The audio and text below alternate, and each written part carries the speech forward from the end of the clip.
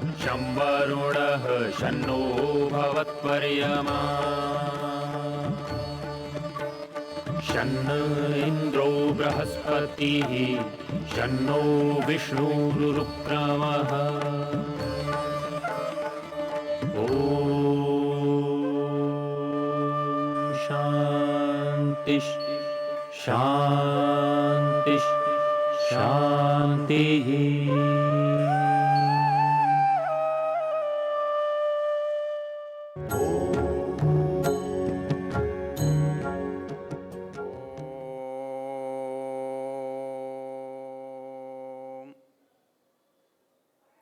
हम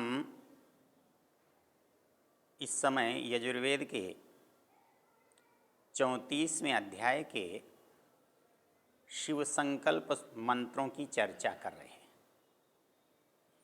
इन मंत्रों का ऋषि शिव संकल्प है और इन मंत्रों का देवता मन है। और जितने मंत्र हैं उन सब के अंत में एक पद है, तन्मे मनः शिव संकल्पमस्तु। इसका अर्थ होता है ऐसा मेरा मन शिव संकल्पों वाला होवे। दो बातें हैं। पहली बात है मेरा मन कैसा मन, ऐसा मन। और जो दूसरी बात है वो क्या होवे, शिव संकल्पों वाला होवे। तो हमारे जानने के बिंदु हैं दो।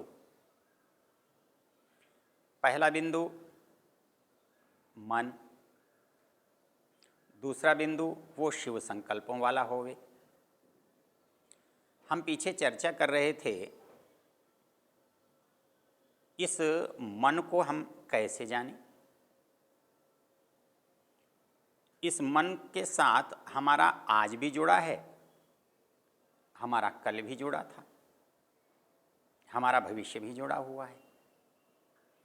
हमारे इस मन के साथ सामान्य व्यक्ति भी जुड़ा हुआ है,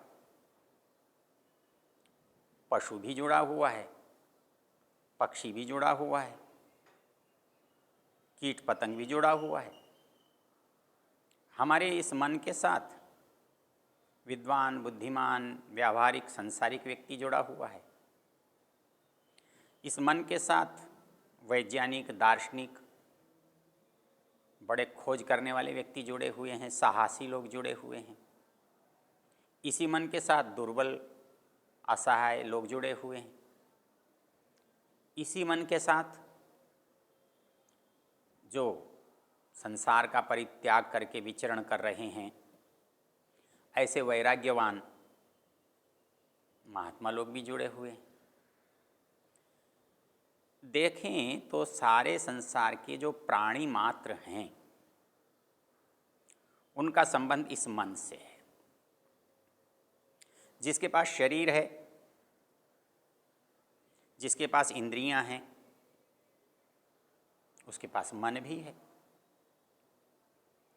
तो इस दृष्टि से ये मन हमारे लिए बहुत महत्वपूर्ण है। ये सबके उपयोग का है तो इसके अंदर सब तरह की योग्यता होनी चाहिए, क्षमताएं होनी चाहिए।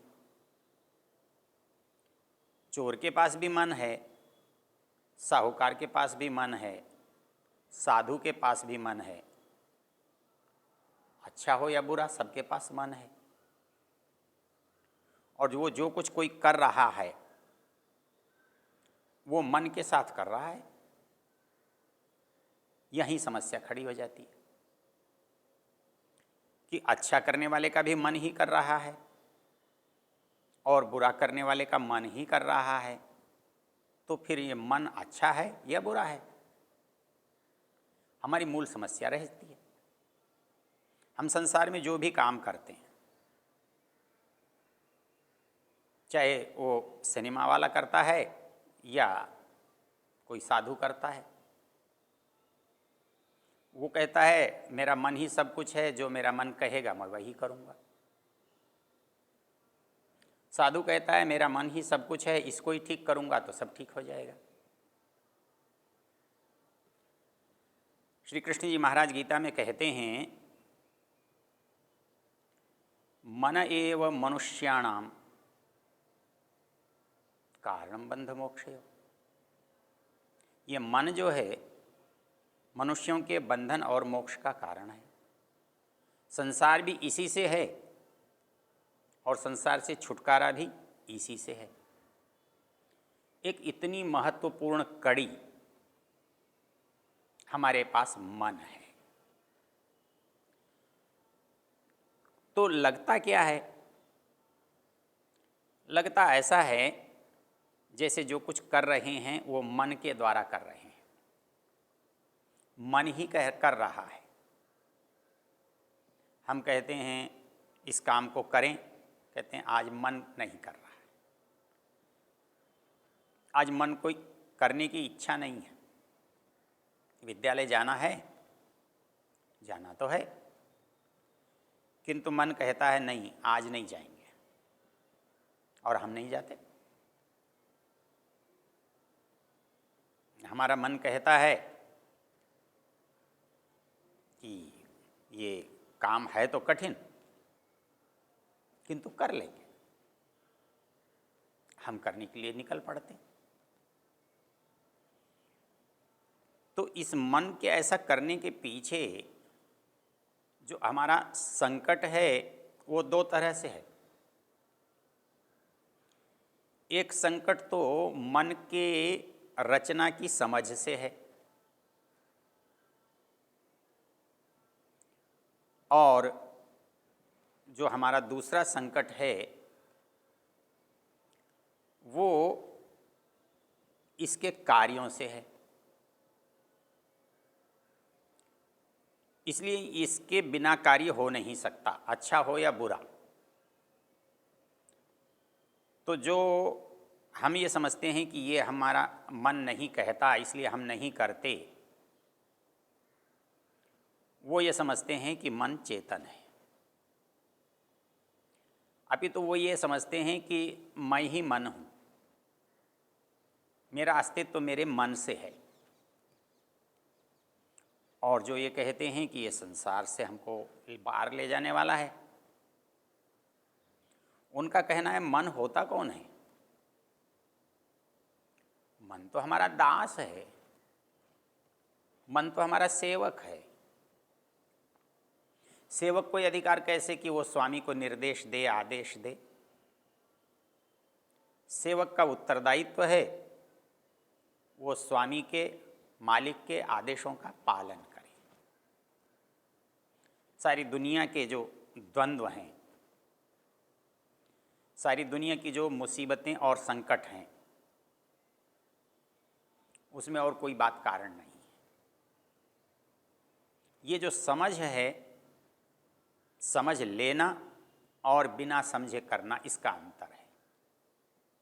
ये हमारी जो दो परिस्थितियां बनी हैं कि मन ही मेरा सब कुछ है, मैं जो भी करता हूँ उसके पीछे मन ही मेरा कराने वाला है, ये जो धारणा है इसको समझने की। और जो दूसरी धारणा है, मन करने वाला तो है लेकिन मन को वो करना है जो मैं कहूँगा, जो करने के लिए मैं बताऊँगा। इसके लिए हमारे जो उपदेशक लोग हैं, बताने वाले लोग हैं, वो जो बात बताते हैं उनमें जो महत्वपूर्ण बात है मन का अत्यंत शक्तिशाली होना। मन हमारे समस्त इंद्रियों में सबसे अधिक शक्तिशाली है और वो गतिमान है। जितनी गति उसकी है उतनी संसार के किसी पदार्थ की गति नहीं है। तो इसकी जो महत्ता है, इसकी जो शक्तिमत्ता है, इसका जो बलवान होना है, उससे ऐसा लगता है कि मन ही इस शरीर का स्वामी है। हम दुकान में, बाजार में जा रहे हैं, दुकान के सामने से, और एक मिठाई की दुकान पर मन रुक जाता है। और हम वहाँ अंदर जाके मिठाई खाने की इच्छा रखते हैं, लेकिन तत्काल यदि याद आता है कि मिठाई तो मेरे लिए निषिद्ध है, मना है, तो हम रुकते हैं। लेकिन फिर ऐसा भी हो सकता है कि मन कहता है नहीं कोई बात नहीं, खा लेते हैं। तो ऐसा लगता है कि यहाँ करने वाला कौन है? मन है। तो संसार के अधिकांश, क्या लगभग सारे व्यक्ति ये मानकर काम करते हैं कि हमारा मन जो कहता है हम वो करते हैं, अर्थात हमारा करने वाला, कराने वाला, इच्छा रखने वाला हमारा मन है। और इसलिए जब भी कोई बुराई होती है, कोई संकट, कोई दुख होता है, तो उस परिस्थिति में भी हम मन की बात को मना नहीं कर पाते, निषिद्ध नहीं कर पाते। हम वो कर लेते हैं जो मन कहता है। ये बात सामान्य रूप से हम सबको करते हुए देखते हैं, लेकिन सोचने की बात कितनी है कि मन यदि करता है तो मन को चेतन होना चाहिए। नियम क्या है? नियम ये है, जो इच्छा रखता है वो चेतन होता है। और हमको लगता ऐसा है कि जैसे मन में ही इच्छा होती है। हमने देखा था संकल्प विकल्प करना मन का काम है, तो हमें लगता है कि मन ही इच्छा करता है, मन ही चाहता है। तो ये जो मन चाहता है, यदि मन चाहता और इच्छा करता तो इच्छा उसके अपने रूप की होनी चाहिए। यदि वो चेतन है तो उसको चेतन रूप की इच्छा होनी चाहिए, और चेतन वस्तु जो है वो भौतिक नहीं होती। और मन कभी अभौतिक पदार्थों की ओर जाने की चेष्टा नहीं करता जब तक उसे ले जाने के लिए बाध्य न किया जाए, उसे वहाँ तक कोई ले जाने वाला लेकर न जाए। क्योंकि एक नियम है कि जिन पदार्थों से जो वस्तु बनी है उनका वो गुण कभी समाप्त नहीं होता। तो मन यदि चेतन होता तो इसमें चेतनता के जो गुण हैं, जो विलक्षणताएं हैं, विशेषताएं हैं, वो इनमें आनी चाहिए। किंतु आप क्या देखेंगे, मन की जो दौड़ है वो इंद्रियों के विषयों की ओर होती है। और यहाँ ये प्रश्न हमारे लिए बहुत ही सुविधाजनक हो जाता है, आसान हो जाता है कि मन जड़ है या चेतन, ये समझने के लिए एक बार आप ये समझ लीजिए, इंद्रियां जड़ हैं या चेतन। यदि इंद्रियां चेतन होंगी तो वो भौतिक विषय उनका अपना विषय नहीं बनेगा, वो उसमें उनकी रुचि नहीं बनेगी, वो विपरीत दिशा वाली चीज़ें हैं। लेकिन हमारी सारी की सारी इंद्रियां सदा ही भौतिक पदार्थों की ओर जाती हैं। वो रूप, रस, गंध, स्पर्श, शब्द, ये जितने विषय हैं ये प्रकृति के विषय हैं, ये स्थूल भूतों के विषय हैं, और इन्हीं से इंद्रियां जुड़ी रहती हैं। और इंद्रियों का काम भी इन्हीं को जानना पहचानना है। इंद्रियां यदि चेतन होती तो इंद्रियों से चेतन व्यक्ति पहचाना जाता, चेतन आत्मा पहचाना जाता। लेकिन इंद्रियों की क्षमता चेतन को पहचानने की नहीं है। इंद्रियों की क्षमता जड़ वस्तुओं को पहचानने की है, रूप, रस, गंध, स्पर्श शब्द को पहचानने की है। इसलिए इनको जो अच्छा लगता है, इनको वो अच्छा लगता है जो इनसे संबंधित है, जो इनसे समानता रखता है। जिन पदार्थों से ये इंद्रियां बनी हैं उनकी ओर इनकी स्वाभाविक रुचि होती है, उनकी ओर गति होती है। इसलिए इंद्रियां सदा बाह्य विषयों की ओर गति करती हैं, भौतिक विषयों की ओर गति करती हैं, भौतिक वस्तुओं को पहचानने जानने की योग्यता रखती हैं, और सब भौतिक पदार्थ जड़ हैं। तो इसलिए इनकी जो क्षमता है, इनका जो रूप है, इनका जो कार्य है, वो देखने से पता लगता है कि इंद्रियां चेतन नहीं हैं। इसके साथ ही इंद्रियां स्वयं कर्ता नहीं हैं। यदि मूल रूप से इंद्रिय को भौतिक पदार्थ के रूप में या भौतिक ऊर्जा शक्ति के रूप में, जिसे हम इंद्रिय कहते हैं, इंद्रिय गोलक से हटकर जो है, उसमें भी भौतिक पदार्थों के अतिरिक्त जानने की क्षमता नहीं है, और उनमें स्वयं निर्णय लेने की, करने की क्षमता नहीं है। इसलिए वो चेतन नहीं है, सब जड़ हैं। तीसरी चीज, यदि इंद्रियां चेतन होती तो एक इंद्रिय चेतन है या समस्त इंद्रियों का जो समुदाय है वो चेतन है? एक एक इंद्रिय चेतन नहीं है, एक एक इंद्रिय अलग अलग है। जो आँख का काम है वो कान नहीं कर सकता, लेकिन जो कान का काम है वो नाक भी नहीं कर सकती। तो इसलिए इंद्रियां जो अलग हैं वो किसी इंद्रिय समूह से जुड़ी हुई हैं, तो उनका समूह जैसी ये हैं वैसी ही होगा। तो इंद्रियां क्योंकि जड़ हैं, तो इंद्रियों का जो समुदाय मन है, इनका जो स्वामी है, अधिष्ठाता है, वो भी जड़ होगा। तो इस दृष्टि से हम विचार करते हैं तो मन का जो भौतिकता के प्रति लगाव, उसकी गति, उसका आकर्षण हमें समझ में आता है। इसलिए जब मेरा मन कहता है, जब मैं ये कहता हूँ कि मेरा मन जो कहेगा मैं मानूंगा, तो निश्चित रूप से वो वस्तु भौतिक ही होगी। रूप, रस, गंध, स्पर्श, शब्द, इन्हीं विषयों से होगी। इन्हीं की में इच्छा उसकी स्वाभाविक इच्छा है।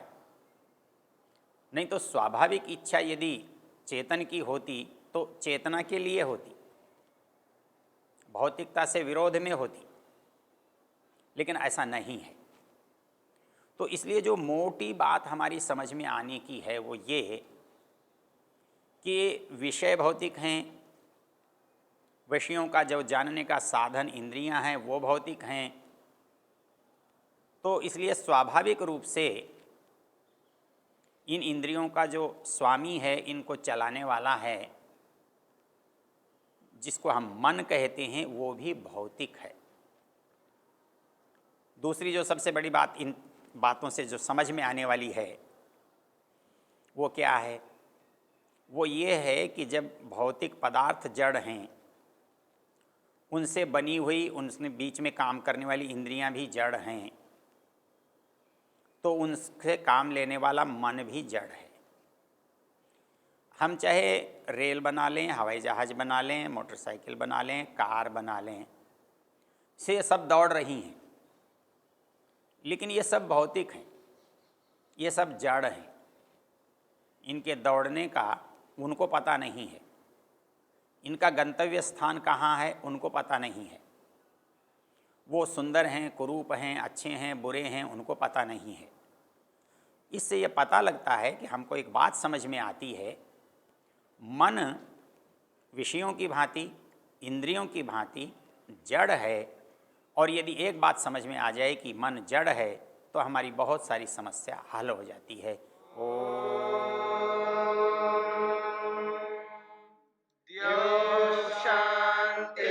शान्तिरन्तरिक्षं शान्तिर्पृथिवी शान्तिरापः शान्तिरोषधयः शान्तिः वनस्पतयः शान्तिर्विश्वे देवा शान्तिर्ब्रह्म शान्ति सर्वं शांति शांति